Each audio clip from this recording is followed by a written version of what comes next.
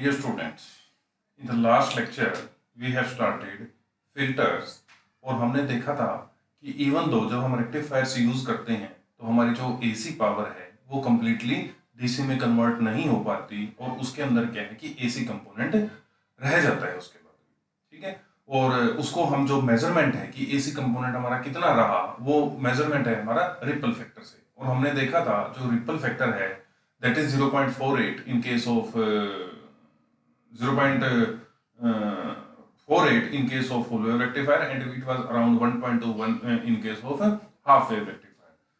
तो उस चीज को रेक्टिफाई करने के लिए कि जो एसी कंपोनेंट है वो हमारा मिनिमम हो जाए, क्योंकि जो हमारे एप्लीकेशंस हैं, जो डिवाइसेस हैं जो डीसी पे काम करते हैं, उसके लिए हमारी जरूरत ये है कि जो रिपल्स हैं, जो एसी कंपोनेंट है, that should be eliminated even और that should be as small as possible. तो उसके लिए हम फिल्टर्स यूज करते हैं।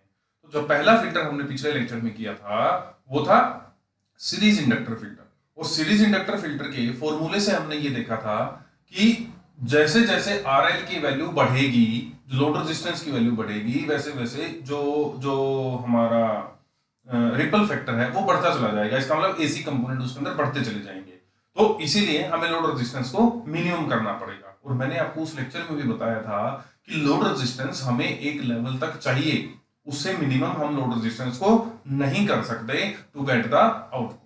तो उस चीज को कवर अप करने के लिए जो नेक्स्ट फिल्टर हमारा आता है that is shunt capacitor filter. Shunt capacitor filter as the name suggest, shunt capacitor filter के अंदर जो हम कैपेसिटर यूज करते हैं and it is used in shunt, it is used in parallel with the output resistance, जिसको हम load resistance बोलते हैं। तो इसके लिए सर्किट डायग्राम क्या है कि मान लो ये हमारी इनपुट सप्लाई है, हाफ वेव के लिए मैं बना लेता हूँ, फुल वेव के लिए आप बना सकते हैं।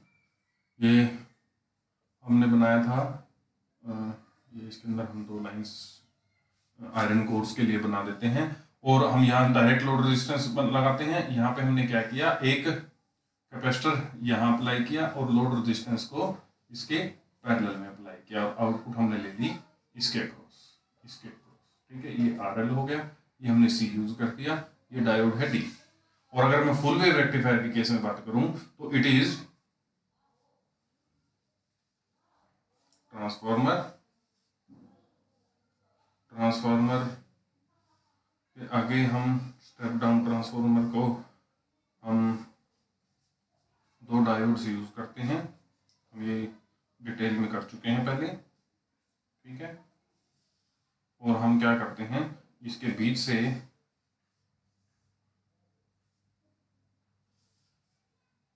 हम यहाँ सपोज सी लगा दिया तो इसके पैरेलल में हमने आरएल लगा दिया और इसके अक्रॉस आउटपुट आ गया हमारे पास वी आउटपुट, वी आउट, ठीक है। ये हो गया फुल वेव रेक्टिफायर के केस में।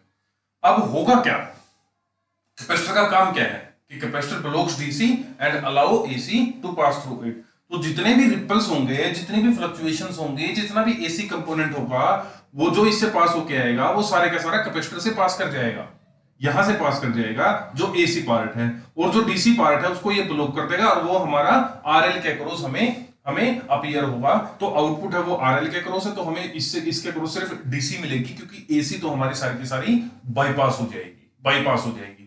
सिमिलरली इस केस में जो आउटपुट आएगा वो जो कैपेसिटर सी है, it will bypass the AC component while it block the DC component and the blocked DC component will appear as the output voltage, will appear as the output voltage. तो इस तरह से हमारे पास क्या होगा कि जो एसी कंपोनेंट है वो सारे का सारा क्रॉस कर गया, इसलिए हमें वो आउटपुट में अपीयर नहीं होगा, आउटपुट में अपीयर नहीं होगा।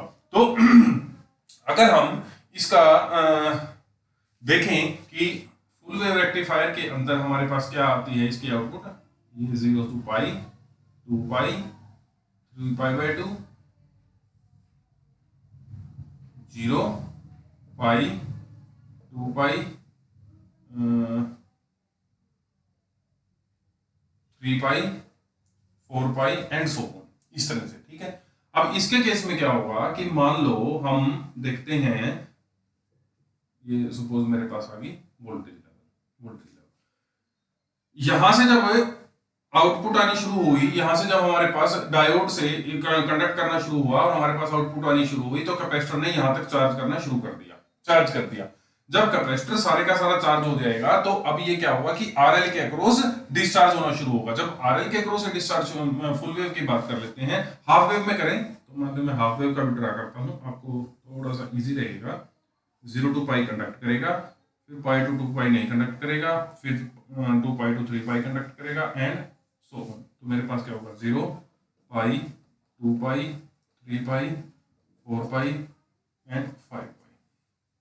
तो इसमें क्या हुआ कि यहां तक कैपेसिटर चार्ज हुआ मैक्सिमम वैल्यू तक, जो वी नोट है, जो मैक्सिमम वैल्यू हमारे पास इसकी वी नोट।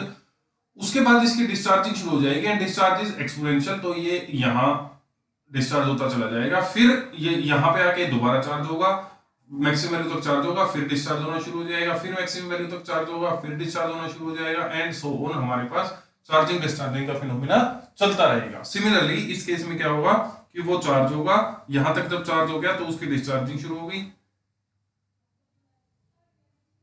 And so. अब हम ये देखेंगे कि मान लो यहां से मैं शुरू करूं, क्योंकि यहां तो शुरू से हुआ था, इसको मैंने एंगल को ले लिया। सिमिलरली इसके अंदर भी हम करेंगे कि पीछे से यहां तक आता है, ठीक है। ये जो एंगल है इट इज सपोज मैंने लिख दिया इसको थीटा 1, और जहां तक ये चार्ज हुआ इसको मैंने लिख दिया अप टू थीटा 1 से लेके और थीटा 2 तक सपोज ये चार्ज होता है, थीटा 2 तक चार्ज होता है। उसके बाद थीटा 2 से लेके एंड पाई प्लस थीटा 1 तक ये डिस्चार्जिंग होगी, क्योंकि ये पाई है, पाई से आगे फिर से थीटा 1 हो गया तो पाई प्लस थीटा 1, और ये हो गया हमारे पास जो ये आ जाएगा, ये आएगा पाई प्लस थीटा 2, ठीक है। तो इसका मतलब अगर मैं बात करूं चार्जिंग एंगल की, तो charging angle is from theta 1 to theta 2 two, जिसको हम कंडक्शन एंगल बोलते हैं। इस ड्यूरेशन में ही हमारे पास जो जो डायोड है इफेक्टिवली वो कंडक्ट करेगा, इफेक्टिवली वो इस एरिया में ही कंडक्ट करेगा, क्योंकि इससे नीचे जब वो जा रहा है तो क्या है, हमारे जो कैपेसिटर है, कैपेसिटर की डिस्चार्जिंग शुरू हुई तो जो करंट है वो कैपेसिटर के थ्रू पास करेगा, न कि डायोड के थ्रू, न कि डायोड के कॉरस्पॉन्डिंग। तो हमारे पास इस तरह से आउटपुट आ जाएगा, और फिर दोबारा जैसे ही ये आउटपुट हमारा इस लेवल पे पहुंचेगा तो दोबारा से कैपेसिटर की चार्जिंग शुरू हो जाएगी, दोबारा से कंडक्शन शुरू हो जाएगा, और यहां तक फिर चार्जिंग होगी, फिर डिस्चार्ज, फिर चार्ज, फिर डिस्चार्ज, और इस तरह से थीटा 1 से थीटा 2 चार्जिंग, जिसको हम बोलते हैं theta 2 minus theta 1, it is named as conduction angle, conduction angle, conduction angle.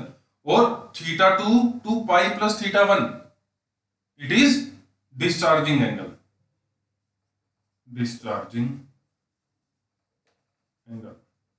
और अगर मैं टाइम के टर्म में बात करूं तो डिस्चार्जिंग टाइम क्या होगा, डिस्चार्जिंग टाइम होगा पाई, इसको ये सिर्फ फर्क क्या रहेगा मैं आपको इसमें फर्क बता देता हूं कि ये थीटा 1 ये थीटा 2, इसके केस में जो हमारे पास डिस्चार्जिंग एंगल रहेगा वो 2 पाई प्लस थीटा 1 से थीटा 2 रहेगा, इसके अंदर पाई प्लस थीटा 1 से थीटा 2 रहेगा। सिर्फ ये डिफरेंस है हाफ वेव में और फुल वेव में। अब हम हमारी कैलकुलेशन में फुल वेव को लेके चलेंगे, हाफ वेव को लेके नहीं चलेंगे।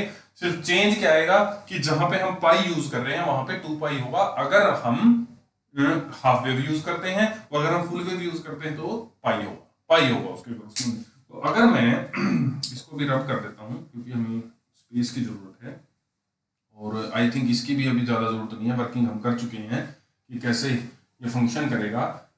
ऑल्दो इसका देखो रिपल, अगर हम इस सर्किट का एनालिसिस करें तो that is a very difficult task, it will B a complex one, it will B a complex one.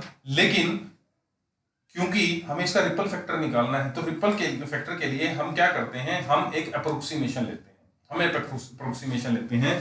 हम ये मानते हैं कि हमारे पास जो जो ये वेव आ रही है it is a triangular wave, हमारे पास जो एक्चुअल में वेव आ रही है वो एक ट्रायंगुलर वेव है कि इस तरह से, फिर ये, फिर ये, फिर ये, फिर ये, एक ट्रायंगुलर वेव की तरह हमारे पास इसका आउटपुट आ रहा है, ठीक है, अब इसको ट्रेंगुलर वेव मान के हम एनालिसिस करते हैं। इस पार्ट को, जो ये वाला पार्ट आ गया, इसको ट्रेंगुलर वेव मान के हम अपना एनालिसिस करेंगे। इस वाले पार्ट को हम ट्रेंगुलर वेव मान के अपना एनालिसिस करेंगे और हम ये देखेंगे कि ट्रेंगुलर वेव का जो टोटल वेरिएशन है, ये हमने मान लिया suppose it is V R. जो टोटल वेरिएशन है it is suppose V R. तो what will be average value, average. और जो पीक है, जो पीक हम लेके चलते हैं इट इज वी नोट।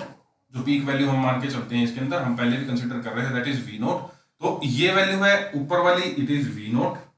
ये गैप हो गया वी आर। एवरेज वैल्यू कहां आएगी, इसके बीच में, इसके बीच में ये होगी हमारे पास एवरेज वैल्यू। तो वी एवरेज क्या होगा, it will be V naught minus V R by 2, क्योंकि टोटल वी आर है, वी आर बाई 2 को माइनस कर देंगे टोटल अपर पीक में से, तो हमारे पास क्या आ जाएगा, हमारे पास आ जाएगा V naught minus V R by 2, और ये आ जाएगी हमारे पास एवरेज वैल्यू। एवरेज वैल्यू, ये चीज समझने की है इसके अंदर। टोटल वेरिएशन, क्योंकि वेरिएशन यहाँ इंपॉर्टेंट है, टोटल जो वेरिएशन होता है ट्रेंगुलर वेव में, वो हमने टोटल ले लिया कि इस वोल्टेज के बीच में वेरी कर रही है हमारी जो आउटपुट है। जो आउटपुट की पीक वोल्टेज है उसको हमने वी नोट मान लिया। तो एवरेज वैल्यू हमारे पास क्या है, V naught minus V R by 2, V naught minus V R by 2। और जितना ये जो हमारे पास एंगल्स के फॉर्म में तो हमने लिख लिया, यहां पे हमने मान लिया it is T1, it is T2। जो टाइम हम क्या कहते हैं, theta is equal to omega T, तो T is equal to theta by omega, theta by omega. तो हम जब इसके टर्म में बात करेंगे तो मेरे पास जो डिस्चार्जिंग का टाइम आ जाएगा, it will B pi by theta 1 है ना, it will B pi by omega plus T1 से लेके थीटा 2 तक माइनस T2 तक, क्योंकि हमें पता है कि जो थीटा 1 है इट इज ओमेगा T1 और थीटा 2 है it is omega T2, it is omega T2। तो थीटा, इस यहाँ पे थीटा की वैल्यू कितनी है, pi by theta 1, pi plus theta 1। Angle की वैल्यू कितनी है, पाई प्लस थीटा 1। तो मैंने मान लिया पाई बाय ओमेगा प्लस T1, यहाँ पे टाइम हो गया, माइनस जो यहाँ पे टाइम है theta two equal to omega T2, तो इसको मान दिया T2। तो जो डिस्चार्जिंग टाइम है मेरे पास, ये हो गया टोटल डिस्चार्जिंग टाइम, ठीक है। और चार्जिंग टाइम क्या है, it is T2 minus T1। ये क्या हुआ हमारे पास, चार्जिंग टाइम टोटल। तो जो मेरे पास रेट ऑफ डिस्चार्ज होगा, वो क्या होगा, जितना चार्ज हमारा चेंज होगा उस टाइम के अंदर। तो rate of discharge will be dq by dt।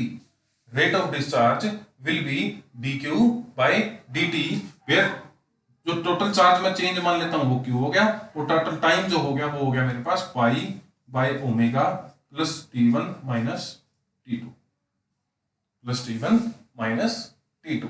ये चीज यहां समझने की है। और ये किसके बराबर है, ये हो गया मेरे पास I dc, क्योंकि dq by dt is current, तो डीसी करंट हमारे पास किसके बराबर होगा, q by pi by omega plus T1 minus T2। तो it will B q by pi by omega minus T2 minus T1 minus T1।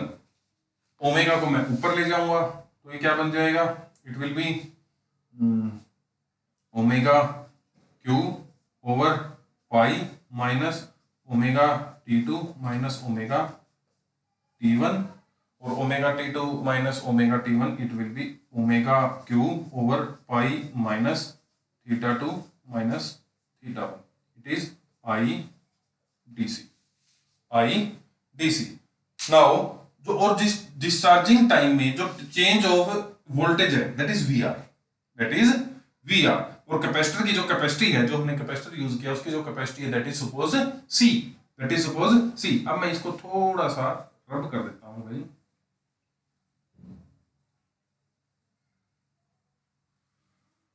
IDC हो गया मेरे पास ये।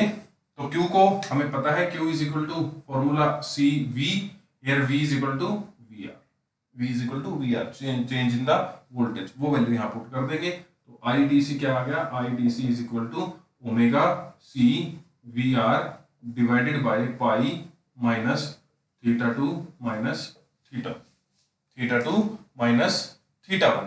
तो यहां से जो वी आर की वैल्यू है, जो वेरिएशन की वैल्यू है, it is I D C pi minus theta two minus theta one over omega C, over omega C.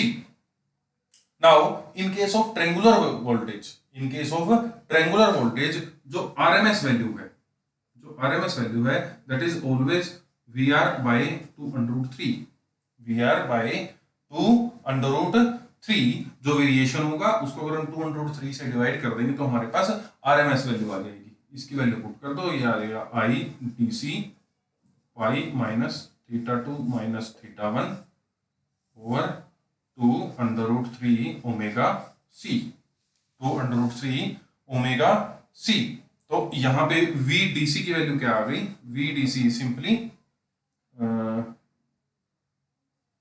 I D C into R L, जो भी करंट फ्लो कर रहा होगा आउटपुट वोल्टेज में से वो हमें वीडीसी की वैल्यू देगा। तो जब हम इनको डिवाइड करेंगे, इस इक्वेशन को इस इक्वेशन से डिवाइड कर दो, ठीक है, मान लो इस इक्वेशन को इस इक्वेशन से डिवाइड कर दो, तो मेरे पास लेफ्ट हैंड साइड क्या आ गई, V R M S by V D C equals to I D C into pi minus theta two minus theta one over 2√3 omega C over I D C R L.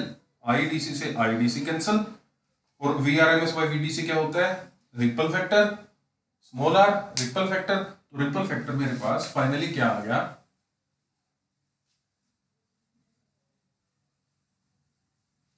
Ripple factor क्या आ गया, it is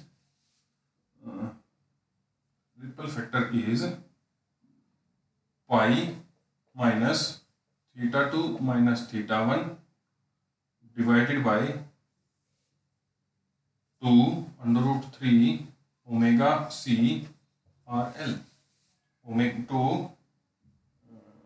मैं check कर लेता हूँ, pi minus theta two minus theta one over 2√3 omega C R L. Very good.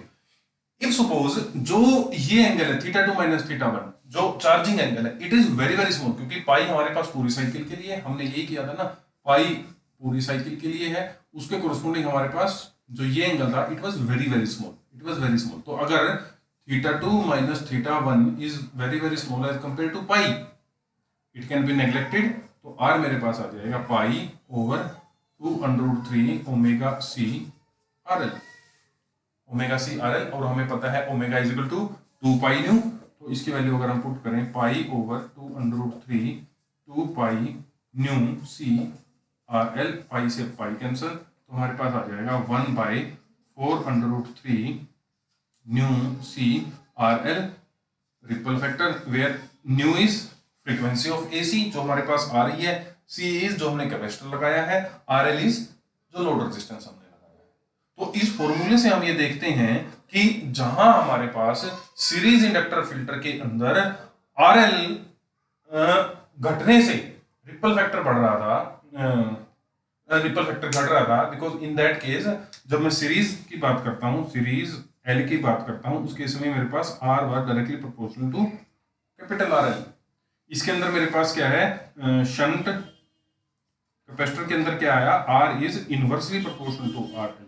इसका मतलब इसके अंदर आ रहा था कि जैसे जैसे हम आर एल को बढ़ाएंगे वैसे वैसे रिपल बढ़ेगा, इसलिए हमें लो आर एल रखना पड़ रहा था। लेकिन इसके केस में क्या है कि जैसे जैसे हम लोड रेजिस्टेंस को बढ़ाएंगे उतना उतना रिपल फैक्टर कम होता चला जाएगा। इसका मतलब हाई आर एल जो है वो हमारे लिए फेवरेबल है अगर हमें जो रिपल फैक्टर है उसको रिड्यूस करना है, अगर हमें जो एसी कंपोनेंट है उसको रिड्यूस करना है, तो इसके अंदर फेवरेबल है, इसके अंदर फेवरेबल है।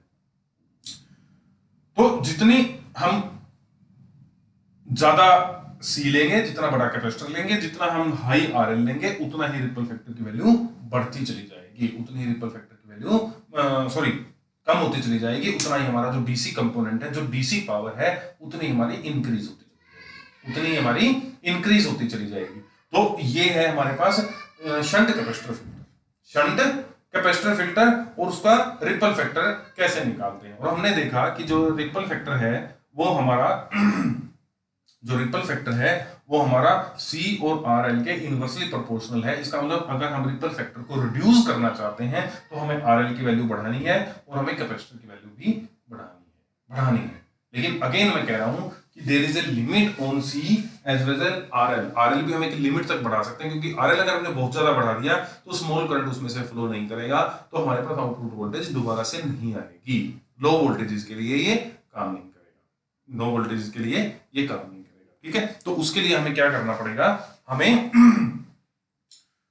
ऐसा कोई फिल्टर बनाना पड़ेगा जो RL पे डिपेंड ही ना करे, RL की वैल्यू हम कम रखें या ज्यादा रखें उस पर डिपेंड ना करे। उसके लिए हम क्या करते हैं हम अगले फिल्टर पे चलते हैं, and that filter is L section filter.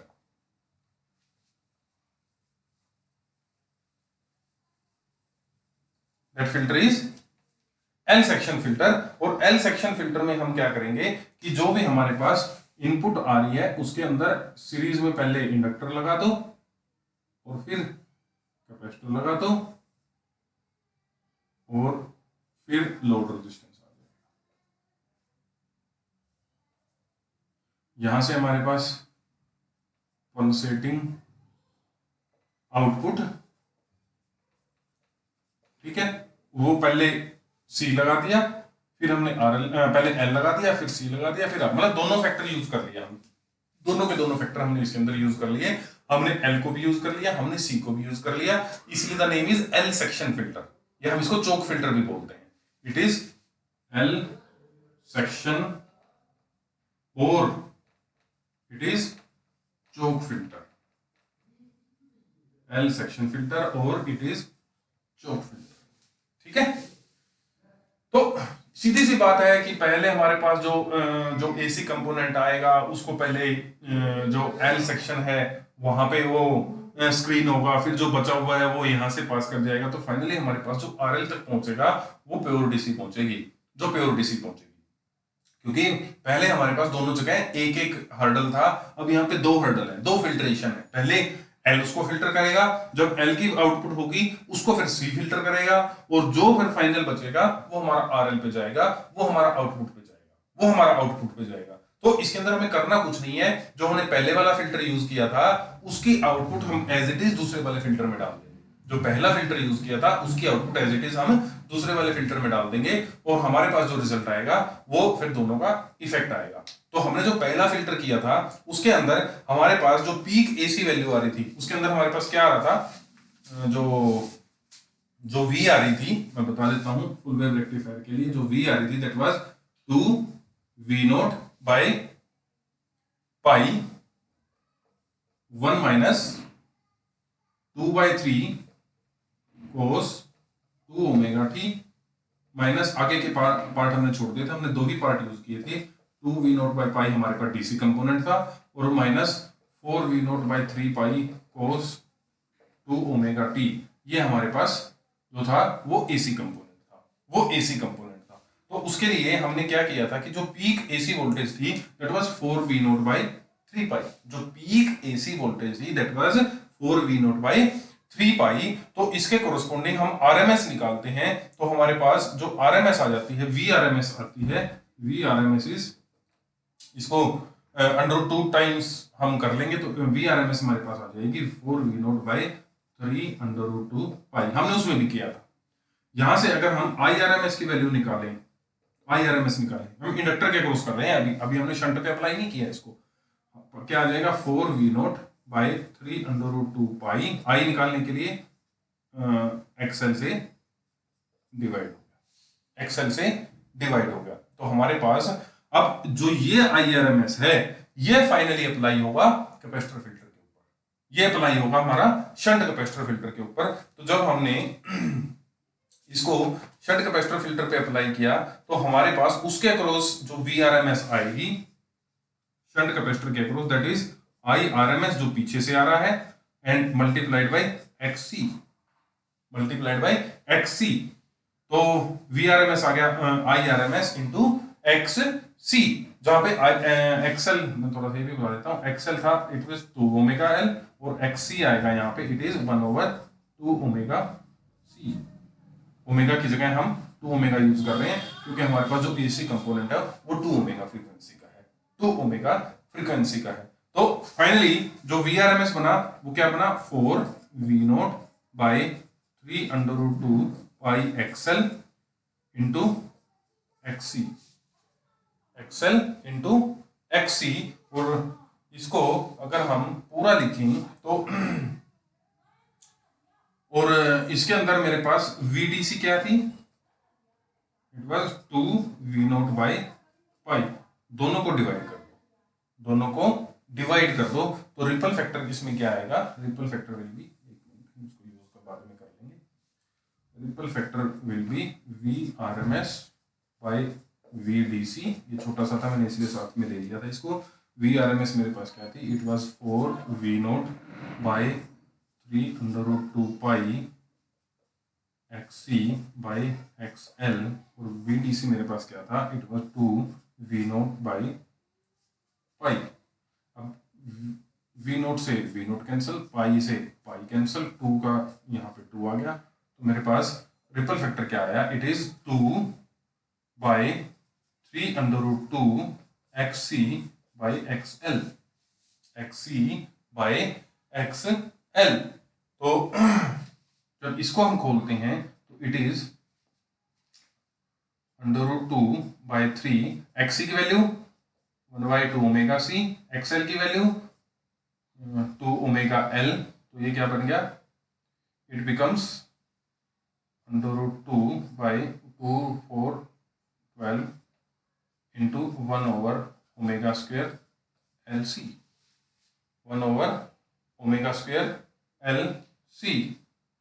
तो ट्रिपल फैक्टर हमारे पास फाइनली जो आ जाता है वो आ जाता है √2 बाई 12 या 1/6/2, एक ही बात है, आपकी बुक में 6/2 दिया हुआ है, तो ये आ गया √2 by 12 into omega square L into C. अब देखो ये एल पे डिपेंड कर रहा है, ये सी पे डिपेंड कर रहा है, और ये आर एल पे डिपेंड नहीं कर रहा है, it is independent of R L. अब हमारे पास आउटपुट रेजिस्टेंस सर्किट का क्या होगा, ये उस पर डिपेंड नहीं करता कि रिपल फैक्टर कितना होगा, ये उस पर डिपेंड करता है कि फिल्टर के अंदर हमने जो इंडक्टर लगा रखा है उसका उसकी इंडक्टेंस कितनी है, जो कैपेसिटर लगा रखा है उसकी कैपेसिटेंस कितनी है। तो एल और सी की वैल्यू पे हम डिपेंड कर रहे हैं, और जितनी ये वैल्यूज हम बढ़ाते चले जाएंगे ऑब्वियसली उतना ही फिल्ट्रेशन हमारा बढ़ता चला जाएगा। आगे हमारा जो कंपोनेंट आरएल वाला है, मतलब आगे जो हमने डिवाइस यूज कर रखा है उसका लोड चाहे कितना भी हो, it is independent of that, it is independent of that. तो that's why this L section filter हमारा जो उनकी प्रॉब्लम थी, एक हमारा हाई आरएल के लिए काम करता था, एक हमारा लो आरएल के लिए काम करता था, उनकी जो दोनों की डिसएडवांटेजेस थी वो यहाँ पे रिमूव हो जाती हैं, और यहाँ पे हमारे पास जो जो रिपल फैक्टर आता है वो अल्टीमेटली एल और सी पे डिपेंड करता है और आरएल के इंडिपेंडेंट हो जाता है। तो that's why this filter is mostly used instead of single L section और सिंगल सीरीज इंडक्टर और शंट कैपेसिटर फिल्टर। हम अब जो आगे फिल्टर करेंगे वो इससे और भी फिल्ट्रेशन हम बढ़ाएंगे, और भी फिल्ट्रेशन बढ़ाएंगे, लेकिन यहां तक का जो पार्ट था वो हमने ये कर लिया। इसके अंदर आई थिंक आप लोगों को कोई डाउट होगा तो वो हम फिर लेक्चर में डिस्कस करेंगे, ठीक है। तो आप इसको पढ़ लीजिए ध्यान से, बुक से पढ़िए, समझिए, और जो फिर जो भी प्रॉब्लम आएगी वो हम बाद में डिस्कस करेंगे, ठीक है। तो टिल देन थैंक यू।